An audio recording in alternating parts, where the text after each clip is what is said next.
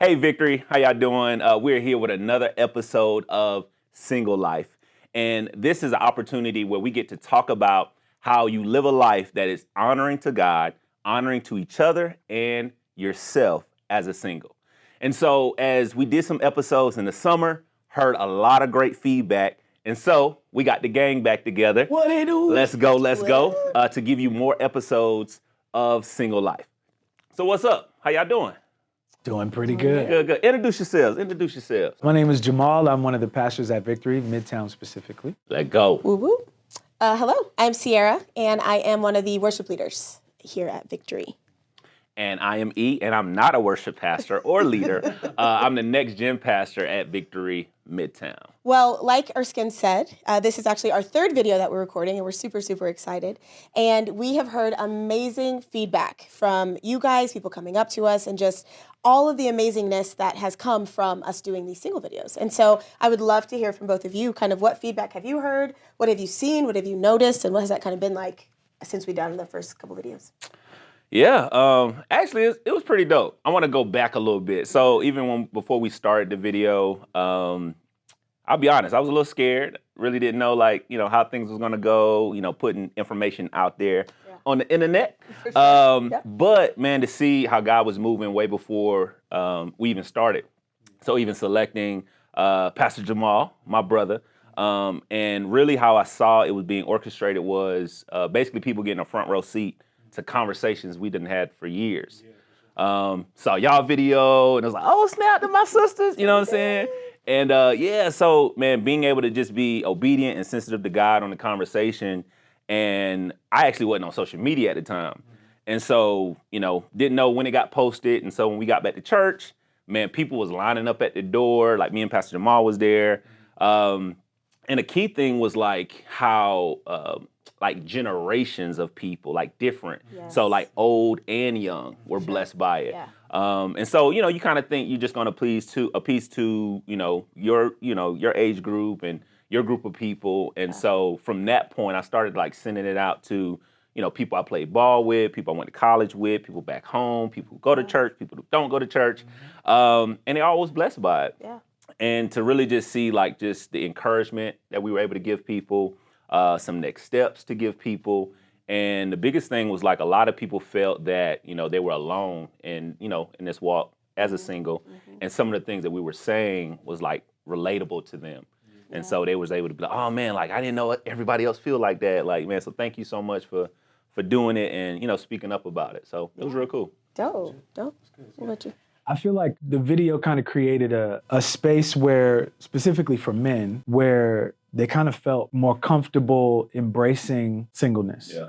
And even talking about it. Because sometimes, the loneliness, the singleness, it can kind of put you in this space where it's a vulnerable topic that you don't want to talk about openly. Yeah. But to see two men having a conversation about singleness and living life, navigating through life as a single man, I think helped a lot of men put language and feelings and even understanding to what they've been feeling in their season of singleness, and then helping them to embrace it. You know what I mean? Because to be single is not a bad thing. Right. It's it's a season. Yeah. It's not a forever type thing. So I feel like people were really receptive to both sides of the conversation. Just hearing from y'all, and the fact that y'all were so vulnerable when you and Danielle had the conversation, and then just hearing the male side of it. And now in this space, being able to get both perspectives at the same time, just on a couple different, issues surrounding singleness, I feel like it's been really good, and I feel like it's going to get even better. And people are looking for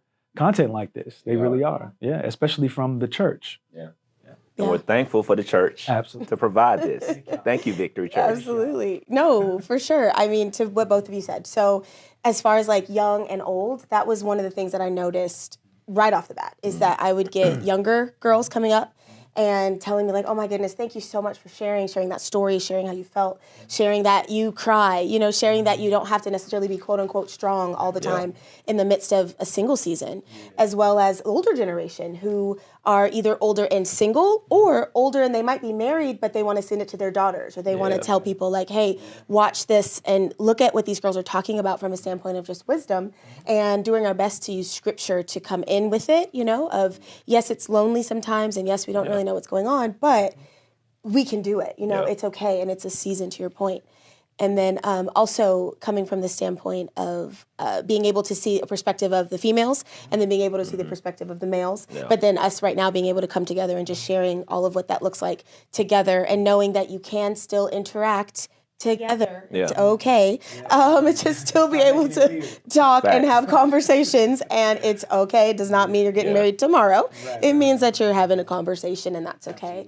So I love that we're able to just do this and come together and, you know, talk about it and share what our experience has been. If I could add something else, like one of the things that I loved about you and Danielle's video is the, I mentioned the vulnerability before, but I think that in our culture, especially when we talk about virginity, we start talking about sexuality, we start talking about abstaining, there isn't much information being driven that pushes like, yo, this is possible. You know what I mean? And so to hear from two women who believe in Jesus, who are living their lives in a pure fashion and honoring God, honoring others, honoring themselves, it kind of gave a little bit more hope to those who felt like, well, how am I supposed to do this? And like, is this possible? And are people actually out here waiting, or are people like just giving it up and not really talking about it? You know what I'm saying? Like, it could easily come off as like a facade or something that you say to appear a certain kind of way. But for me, and I can speak for E as well, knowing the character of you and Danielle, like when y'all were speaking about it, I know that it was coming from a real place. And I just want to, again, thank y'all for being vulnerable, because people need to know that it's possible to live pure. And when y'all had that conversation, I think it really shed light on and gave hope to people. I was actually going to say the same thing. Because like y'all perspective was very different from majority, but it's still your story. And I think with that, again, giving hope to people, and also, again, giving them to the piece where they're like, oh man, this can actually be somebody's story, or it's still people out here like that. Oh snap, I ain't know. You know what I'm saying? I was like, oh snap, they're my girls. Like, okay, that's what's up. But I mean, it was just, I just love the fact that, again, giving a different perspective. Me and Jamal gave a different perspective. But I feel like everybody was able to see themselves in all of our stories. Absolutely. And I mean, even to piggyback, not necessarily just because it's, you know, to be tit for tat, but I got a lot of the females coming up to me, giving me female perspective, which makes sense, and I love that. But me watching your videos and being able to see the vulnerability that each of you gave and talked about, I love, because it allows men to see that it's okay to be vulnerable. It allows men to see that it's okay to have a softer side, that you don't always have to be just, you know, up and like, oh my goodness, you know, what am I doing and who can I get and who am I talking to and all these things like that, that you can actually come and be respectful and be honoring, and it's possible, you know, and that it's done with the help of the Holy Spirit, but also that you are submitted to Him and allowing Him to do the work in and through you, and sharing your story of what that looked like and what that journey was super inspiring. And I love to see it, and it really blessed me. So. Amen. One of the things that I love about these videos that we're doing, it's giving people the opportunity, like you mentioned a second ago, that they're not doing this by themselves, like they're not alone. And I feel like one of the traps of the enemy in multiple areas of life is to try to seclude people and make them feel like they're going through whatever issues they're going through all by themselves. And so why that's a dangerous thing is because when you feel like you're the only person going through something, you will hide away. You won't engage with community. You'll put yourself in this box and feel like it's just me. I'm the only one suffering. And so you suffer in silence.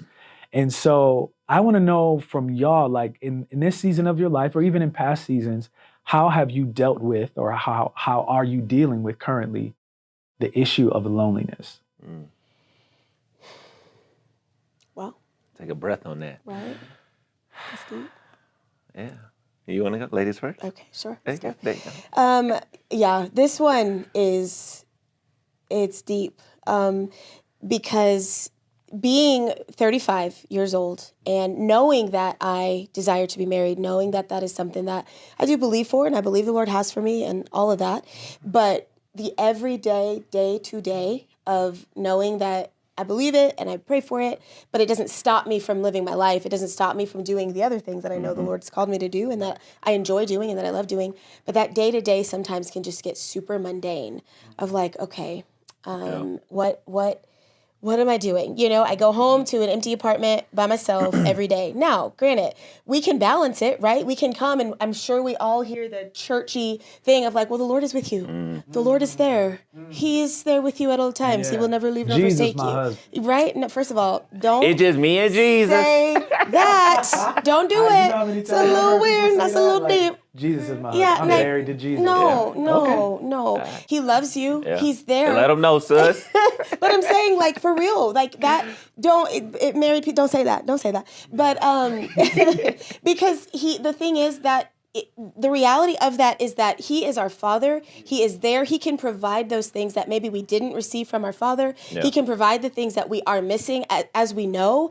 Any void that you are missing, the Lord is going to fill. Yeah. But there are women and men who are married that have voids and they're married, and the Lord is the only one that can fill those voids. Come on. So coming from that standpoint, I just wanted to speak to that of like, yes, it's the Lord, but also we live in reality. Like we live on earth. We are here, especially as we get older, for my older women that are feeling it, and I know that you're feeling it because I'm right there with you. It is hard.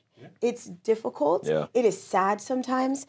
And so I take those moments and I look at it and I have to really take it back to the Lord. And I have to really say, okay, Lord, you know the desire of my heart. You placed it there. And I believe you. I believe that it will happen. I have no doubts in that. But I also have to come to the other side of like, but Lord, even if it doesn't happen in the timing that I want, it doesn't happen when I think it should or when I want it to, or it's another 10 or 15 years. Jesus, please. But that's possible. We don't want that. We don't. Jesus, Lord. No. But the reality is I don't know. I don't have an answer. I can't put an answer to it. I can't put an expectation like that on a time because the Lord exists outside of that.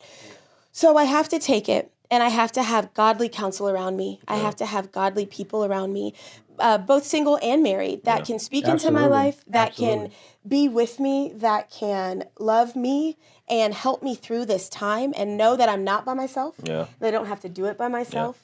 And I think sometimes we can get in this realm of loneliness, just like you were saying, and feel like I have to seclude. I can't tell anybody what I'm going through. I have to just be strong in the Lord, And no, you don't. You can tell them. You can bring people around you and you can say, man, I'm really struggling right now. I am so sad right now. I know God won't leave me or forsake me, but like, low-key, sometimes I feel like, where you at? Like, did you leave me? We know it's not true, but sometimes it feels that way.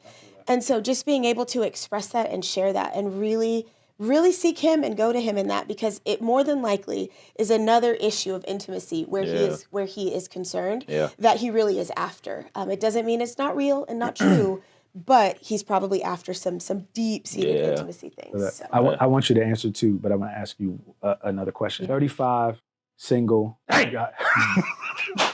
Dumb. I wanted to do that earlier, but I ain't do it. But go ahead. I can't. Go ahead. Okay. Focus over here. I said, dang. Rude. Just let you know. Rude. Okay, it's fine. We're back. All right, so 35, single. Yeah.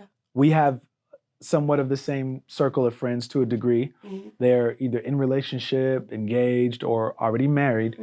Do you encounter people who ask questions about you being single from a place of like, what's wrong with you? Yeah. You know what I mean? Or if that does happen, how do you handle that? Well, I'll leave it at that. Yeah. Like, does that happen to you?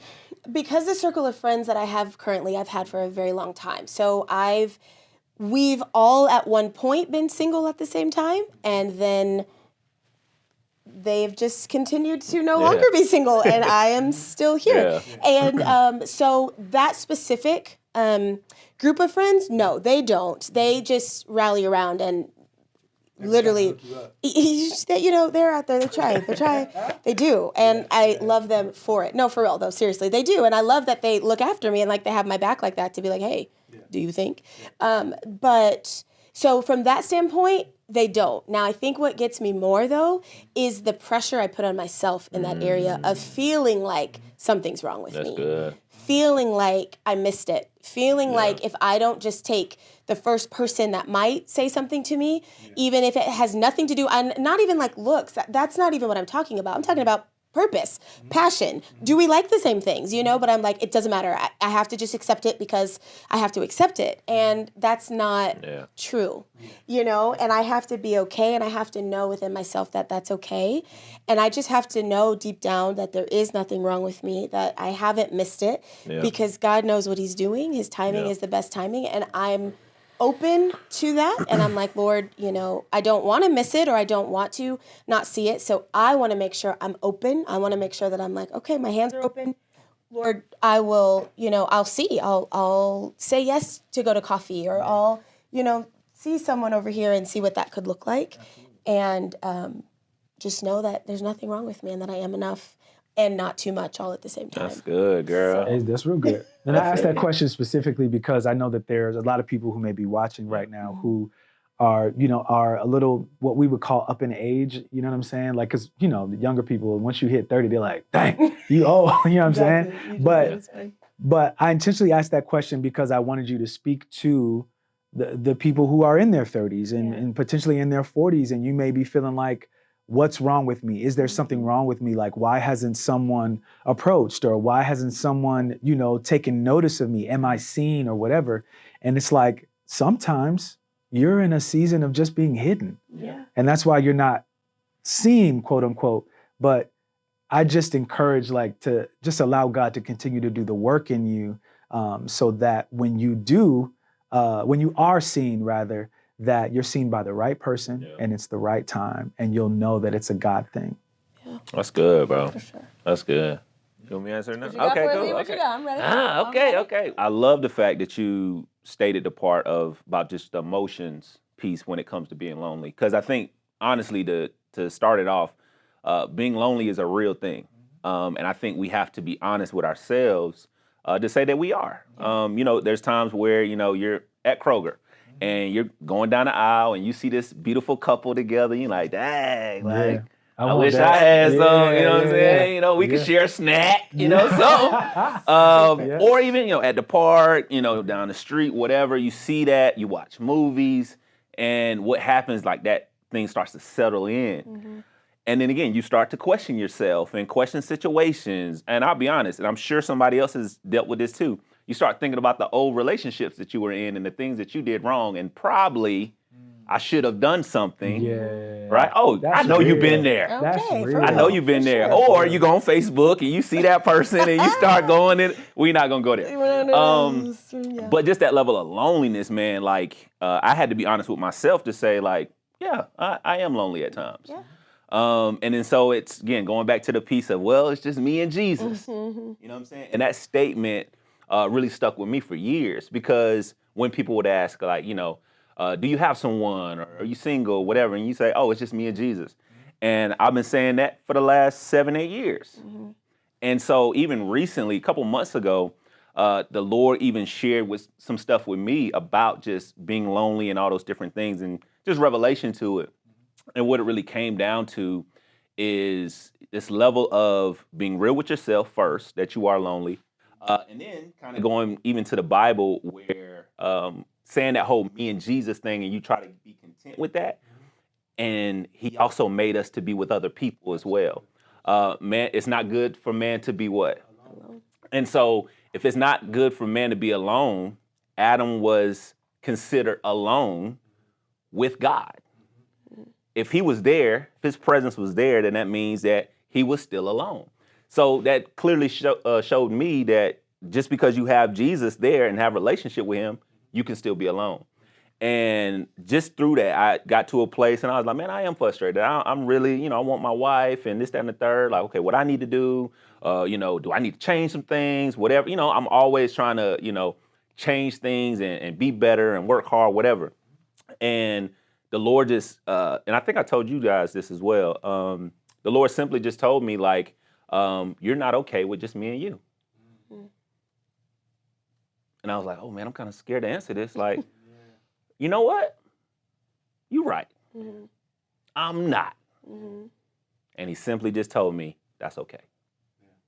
Like, and there was a peace that I received of like, it is okay that you are not okay with just me and you. Now, it is this piece where, yes, he satisfies us, sustains us, and all of that.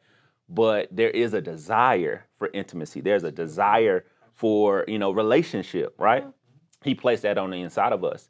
And so I think the biggest piece that, yes, we suffer and go through these things with loneliness, but what are we doing about it?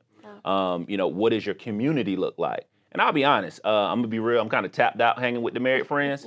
Love all my married people. But yeah, I'm cool. I'm cool. Cause you kind of got that third wheel thing going on. And you know what I'm saying? We got married friends together, and it's like, it's this level where you have to be okay with being by yourself, being able to date yourself, to learn the things that you like. You know what I'm saying? So you can be able to share that with other people. But I think sometimes you try to get into these circles and get with people to fill this void, and it's not being filled. Yeah. Because first off, we have to allow the Lord to fill it first, and then from their community and all those things. Yeah. But yeah, man, I think you need to be honest with yourself to say that I am lonely. Yeah. But the thing is when you understand that and you speak those things, okay, now what are we going to do about it? Yeah. Who are you going to surround yourself around? And when those times of, man, I would really love to kind of cuddle with somebody or kind of rub elbows or, sit on the couch. Like, you know what I'm saying? I just want to put my leg on you, whatever. Like, whatever it may be, like, you got to be careful, right? Yeah. And move with wisdom in how you do that. And so, again, having friends, having community, having single friends and married friends. Yeah, absolutely. Again, as you guys even have conversations about this, and so it always comes up to where you feel like you're the only person going through it and you're the only person that feels this way. So when you start having conversations like this with them, and even having conversations with your married friends, because there was a time when they felt the same way too. And I think from there, there's a freeing that happens and a release that happens to where, okay, it's okay that I feel this way right now. But also, like you said, it's a season. Singleness is a season. And with that, it's not something that you're in, it's something you're going through. Yeah. And if you're going through it, right, on the other side, there's another season available for you. So we're just going through right now. We're just going through. Yeah. That's legit. I know you have to answer, and I want you to answer, but I wanted to jump in really quickly because I remember when you shared that with us about you're not okay with it just being like you and him, and then he kind of walked you through that and showed you what that really means because obviously we have him. But and then I remembered I shared with you because right after that time for me, the Lord showed me something that I thought was very interesting, and I had to kind of process through it and pray through it. But he told me that I was hiding behind my singleness. And I was like, what does that mean? Because I was like, I desire to be married. I want to be married. Like, what in the world does that look like?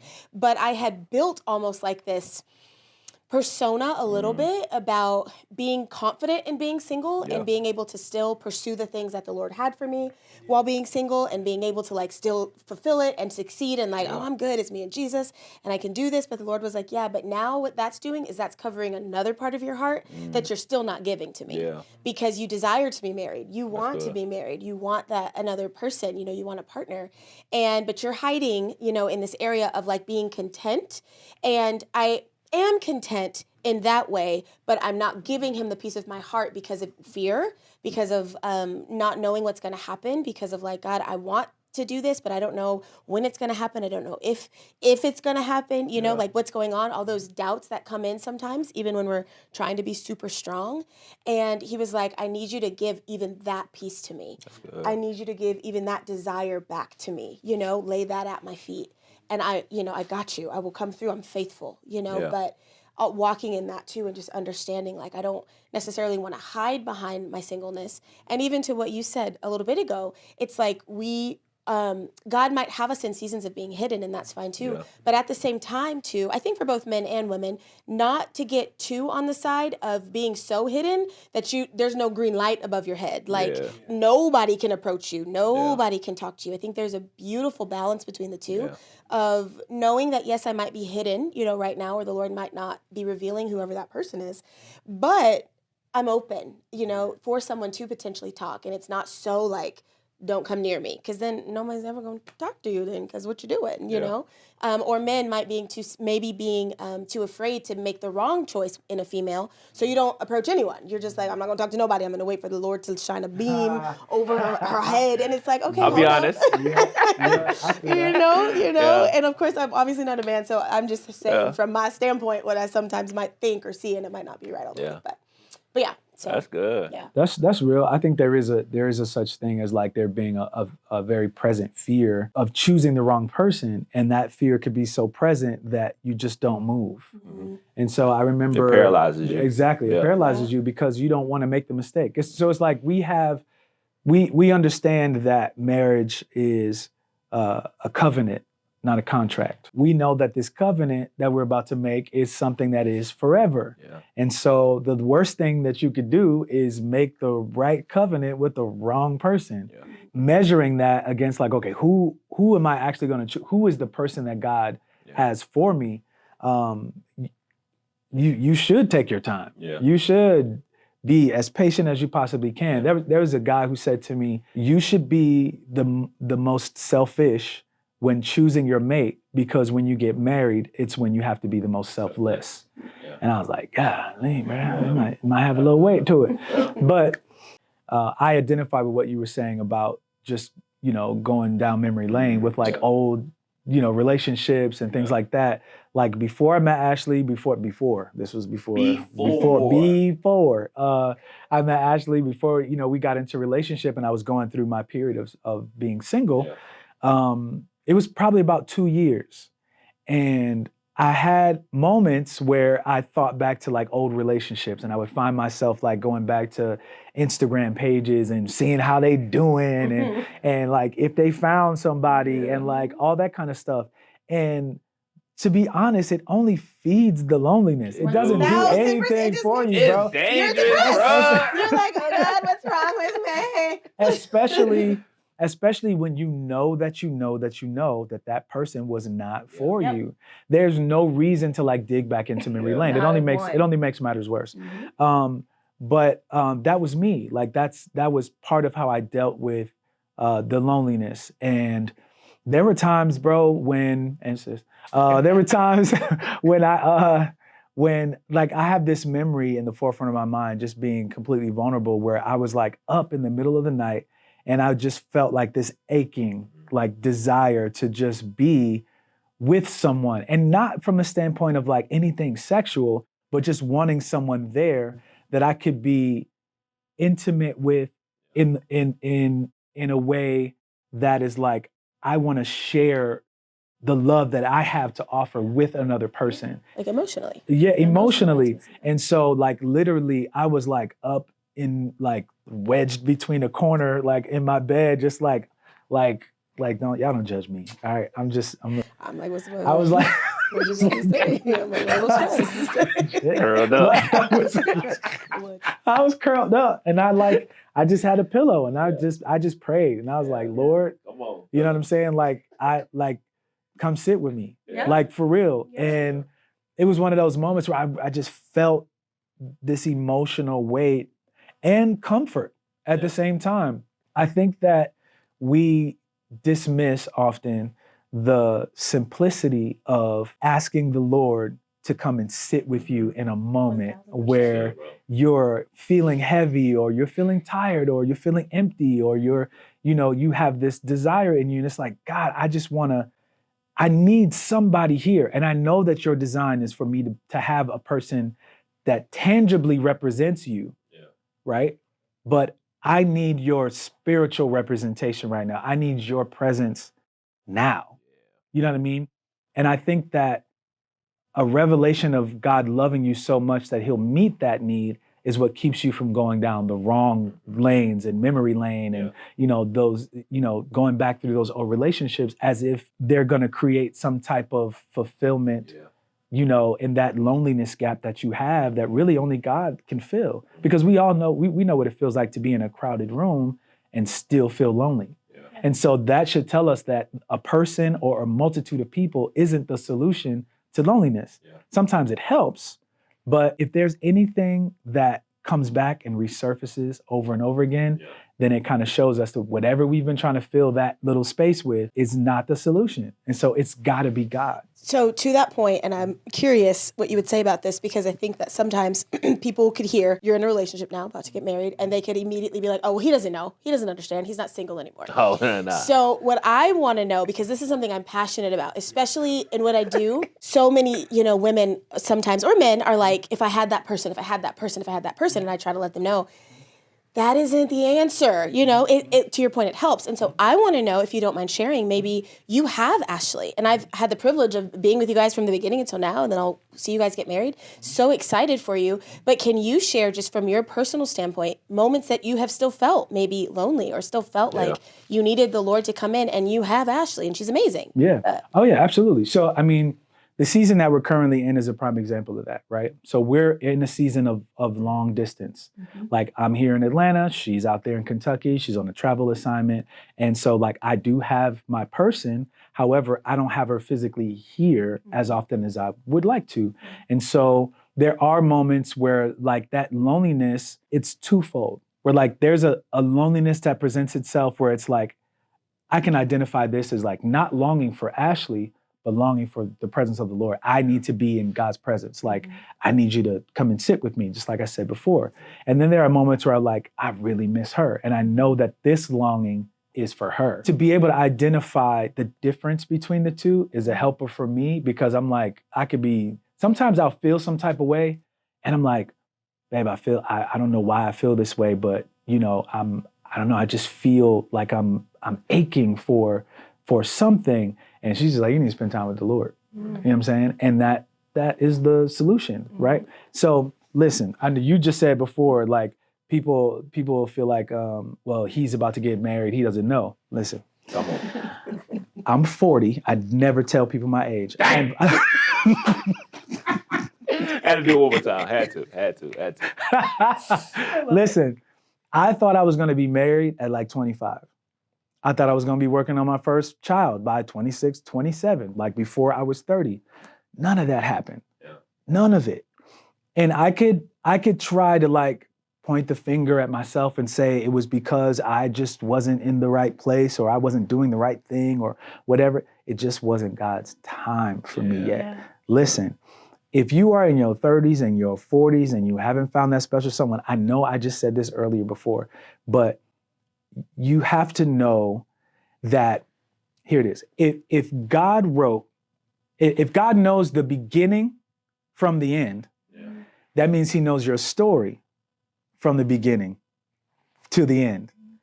And if he wrote your story and his plan is for you to be with someone, that someone is already written into your story. Yeah. And so all you have to do is keep reading, keep turning the page, don't stop moving forward. Because if you are in alignment with what God has called you to do, I think I said this in the video that we had, that somewhere in your story and you following where God has led you and what God has called you to do, somewhere in that story is your mate. So keep reading, turn the page. Don't get stuck on one particular chapter when God is like, we already did that. Now it's time to turn the page and move on to the next chapter, because I have more for you. More lessons, more ups, more downs, but it's all going to be working out for your good. Come on. Man, that's so good. So good. Like I literally felt like for some people who watch online, they're in a season right now where a chapter is ending. Mm. And due to a season chapter ending, you think it's over. Mm-hmm. But there's more pages to come. Mm-hmm. And so, man, we just want to encourage you with this. Know that we're going to continue to do these videos. This is Single Life Podcast, and we'll see you next time.